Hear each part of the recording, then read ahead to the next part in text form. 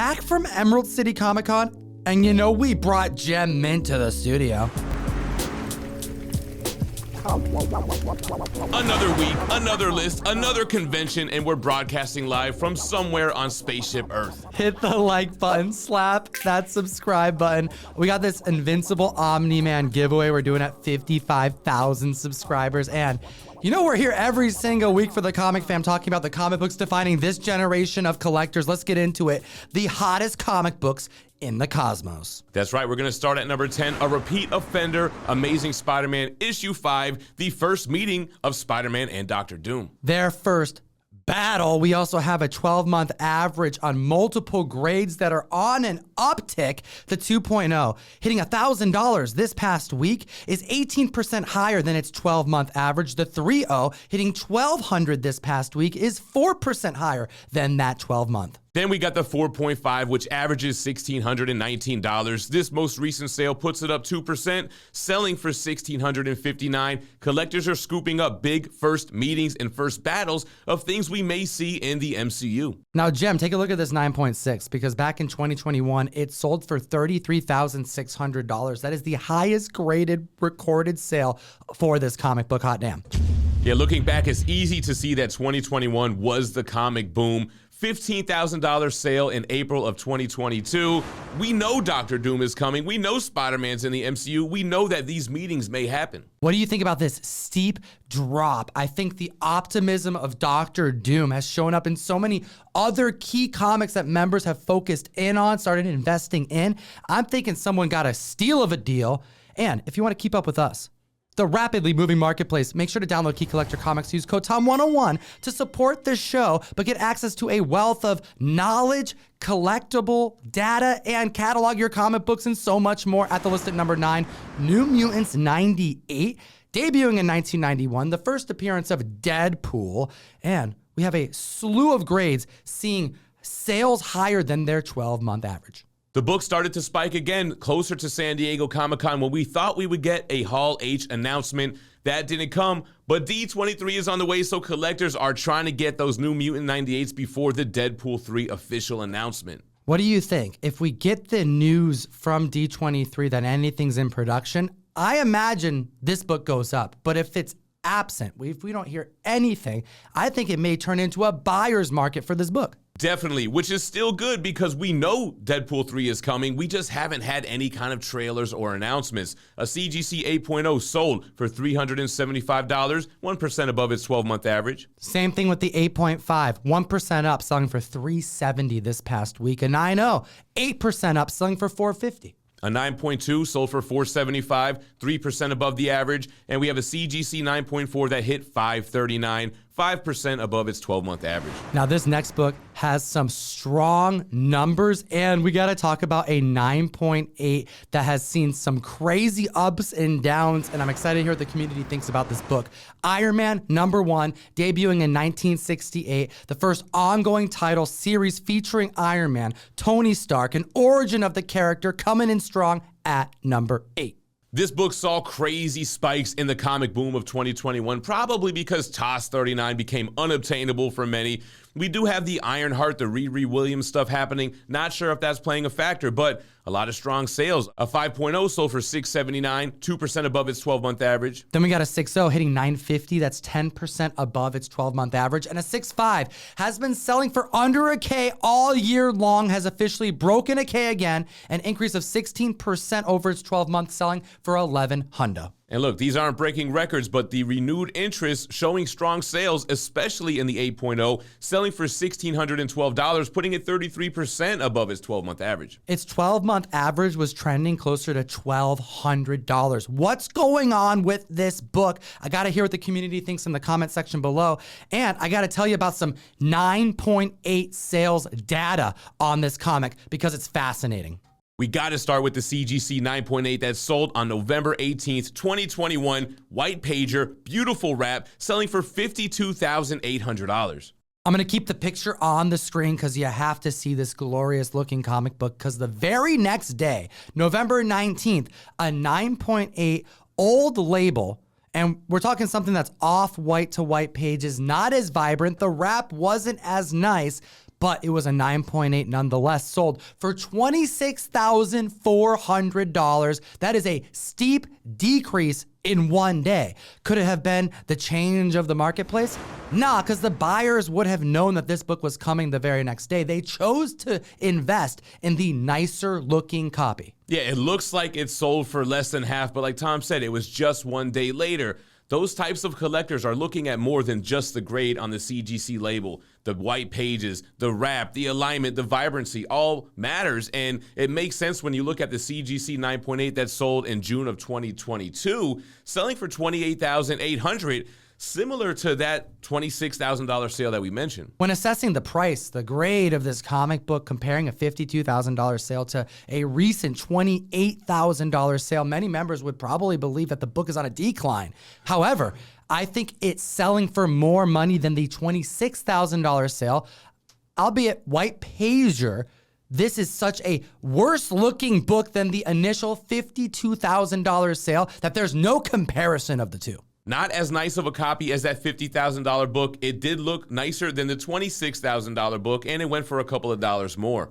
Moving on to number 7, we have Uncanny X-Men 131. This is the Dark Phoenix Saga, Part 3. It's where Jean Grey becomes the Black Queen of the Hellfire Club. Possibly my favorite mutant of all time, Kitty Pryde, makes her third appearance in this comic. It's the first cover appearance of the White Queen, Emma Frost, and the second appearance of the Dazzler. We've got some high-performing sales, starting with the CGC 8.5, selling for $103, 14% above its $90 average. The 9.0 hit 160 this past week. That's 27% above its 12-month. And then we have a 9.8 sale selling for $1,930. This book was trending closer to $1,500 all year. That's an increase of 21%. To give some perspective to the comic fam, the record, the height that this book has reached at a 9.8 was back in 2020, prior to the big comic boom. Really, that took off closer to mid-2021.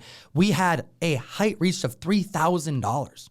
So still about $1,000 shy from its height in 2020, but check it out. This year, it's seen lows as low as $1,140 for a CGC 9.8 white pager. That's why it's important to be tracking 12-month averages, because hitting $2,000 again in under 12 months means members are investing in this book for some reason. Why do you think that is?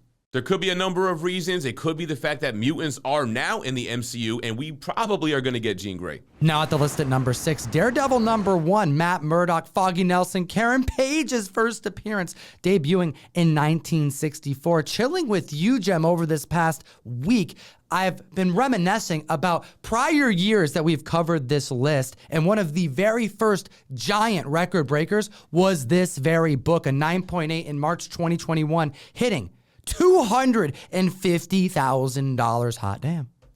That was one that we called, but I don't want to take too much credit. It was so obvious the book was undervalued. We did a lot of videos around that time comparing it to other blue chip Marvel keys, and now they put some respect on Daredevil's name. He's in the MCU. He's got a show coming, 18 episodes, and we have some high-performing sales. A 0.5 sold for $1,600. That's 14% above its 12-month average. The 1.5 hit $24.39. That's 3% over its 12-month.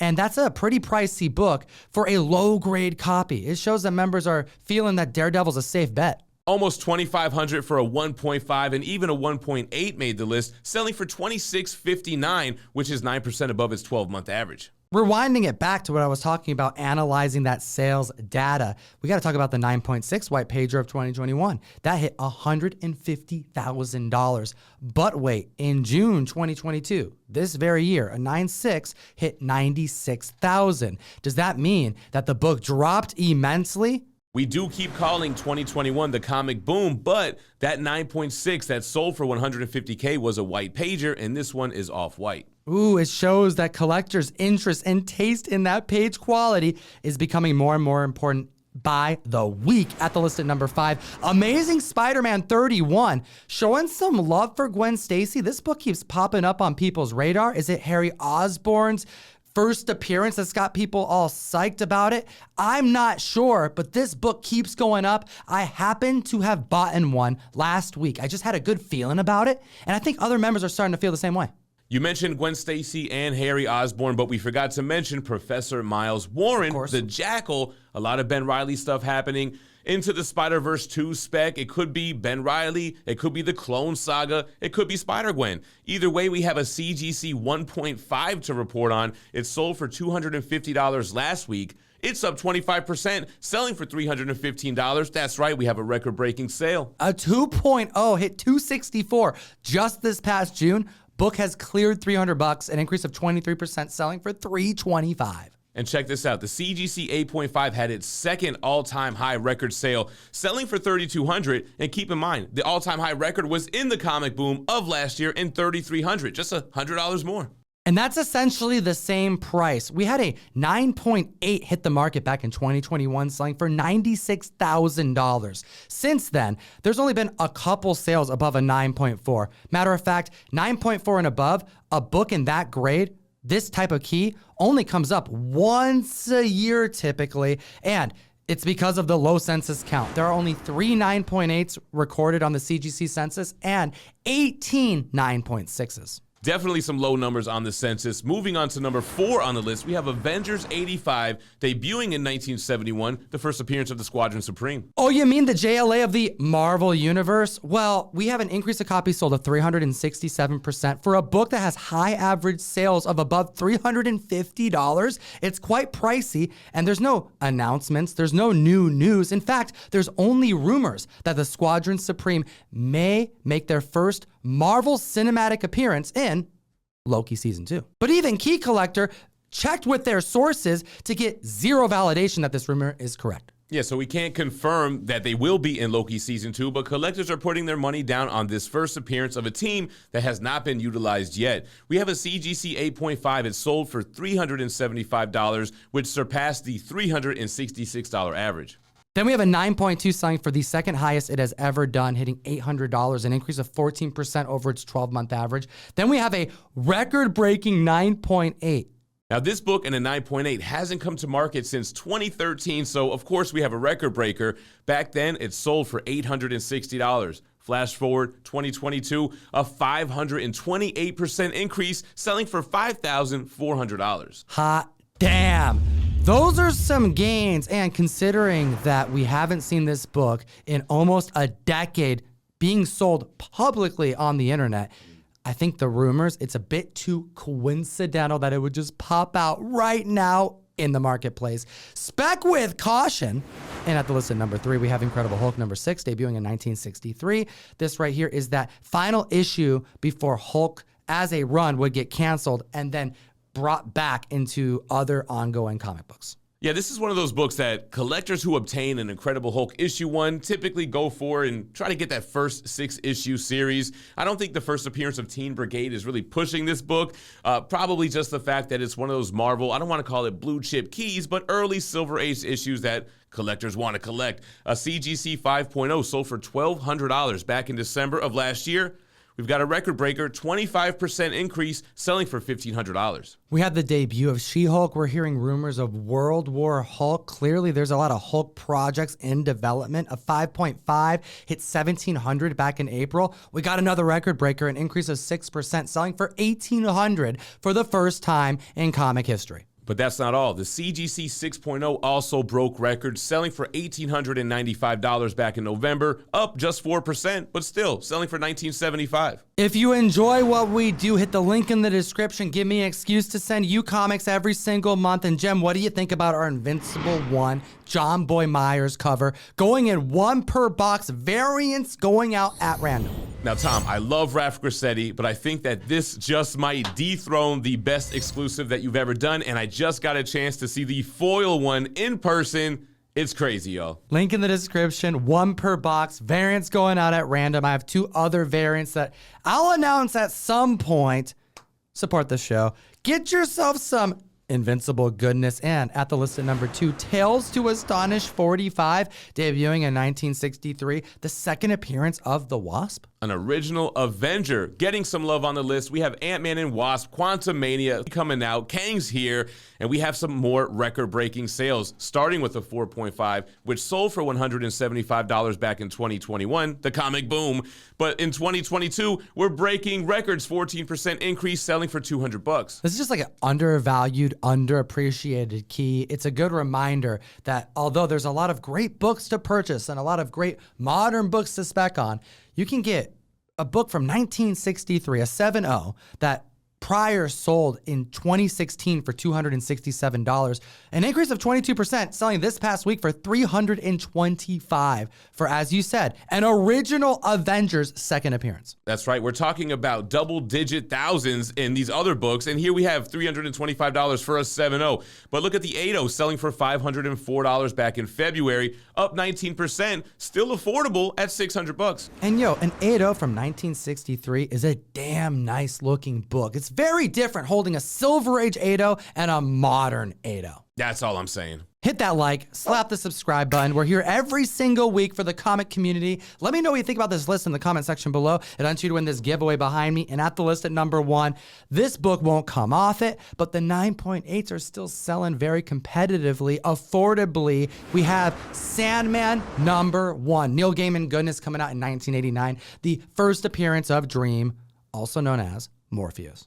You know the show is good when the books are still on fire after the show is over. Plus, we know season 2 is coming. A CGC 8.5 sold for $242, putting it 29% above its 12-month average. The 9.0 hit 278. That's 17% above its 12-month. 9.2 selling for $308, 30% above its 12-month average. And we have a 9.4 going for $370. That's 25% over its 12-month. Comic fam, the 9.4s were selling for under $300 all year. Even the 9.6 are getting in on the action, selling for $474, 23% above the $385 12-month average. So something curious is that traditionally, after the success of a Netflix show, they'll announce season 2 within days of the first release, and that hasn't happened yet. But we do know, according to Neil Gaiman, that they're already working on season 2. And he went out to say, don't worry, because if Netflix doesn't pick it up, they have another streaming service in line to take it. I think we have Sandman comfortably for years to come, which is why I'm so intrigued about the 9.8 sales, still trending on average under $1,200. We have seen a lot of sales in the last week, 2 weeks, trending under 1,000. They're creeping up, but not as fast as I think some members would expect. Keep an eye out on that issue 1. It's a classic key, and the show is performing very well. We appreciate your time today, as always. Geek responsibly and stay minty fresh. Enough said. You can join myself and your boy Gem Mint. Oh, he did it live on the mic for you every single Wednesday on the best new place to buy and sell collectibles. It's called Whatnot at Emerald City Comic Con this past weekend.